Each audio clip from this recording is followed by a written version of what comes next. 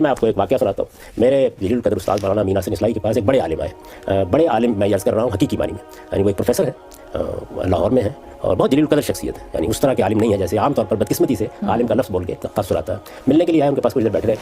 جب اٹھنے کے لیے جانے لگے تو ان سے کہنے لگے کہ مولانا ویسے تو ہم آپ سے بہت سیکھتے ہیں اور یہ سب چیزیں ہیں, اور تدبر قرآن آپ کی بڑی غیر معمولی تصنیف ہے, لیکن بعض معاملات ایسے ہیں جن میں متقدمین سے آپ کی, متقدمین کا مطلب ہے پرانے بزرگ, تو ان سے آپ کی رائے ذرا مختلف ہو جاتی ہے. تو مولانا اٹھے, ہنسے رخصت کرنے کے لیے, کہنے لگے 200-300 سال انتظار کریں, ہم بھی متقدمین ہو جائیں. اس میں کیا سبق ہے؟ اس میں سبق یہ تھا کہ آپ جس بنیاد پر رائے قائم کر رہے ہیں اس کے لیے صرف 200-300 سال انتظار کرنے کی ضرورت ہے, جبکہ یہ کوئی بنیاد ہی نہیں ہے چیزوں کو دیکھنے کی. آپ کو تو میری بات یا متقدمین کی بات کو دلیل کی بنیاد پہ دیکھنا تھا نا, آپ اس کو نہیں دیکھنے کے لیے تیار. تو انہوں نے ایک جملے میں وہ تحلیل کر کے وہ بات پھینک دی. ایسے ہی ایک بہت دلچسپ واقعہ ہوا.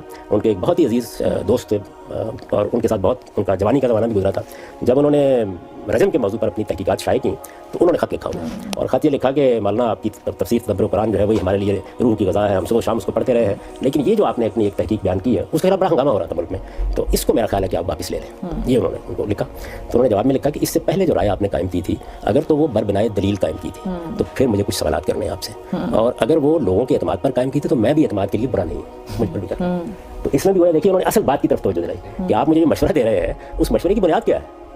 اگر تو بنیاد دلیل ہے تو پھر آپ کو مشورہ دینے سے پہلے دلیل پیش کرنی چاہیے تھی, اور اگر بنیاد یہ ہے کہ آپ کا خیال ہے کہ پہلے بڑے لوگوں نے تو یہ رائے قائم کی ہے, ان کا چھوٹا میں بھی نہیں, ذرا ماننے میں دیر ہونی ہے نا. تو اس لیے یہ ہے اصل میں وہ طریقہ کہ آپ اصل چیز پر جائیں, بنیاد پر جائیں. آپ دیکھیں چیز کہاں سے اٹھ رہی ہے, اگر وہ بنیاد قائم ہے تو آپ کا آگے استدلال بھی ٹھیک ہوگا. اگر وہ بنیاد قائم نہیں ہے تو آپ جتنا جی چاہے آگے استدلال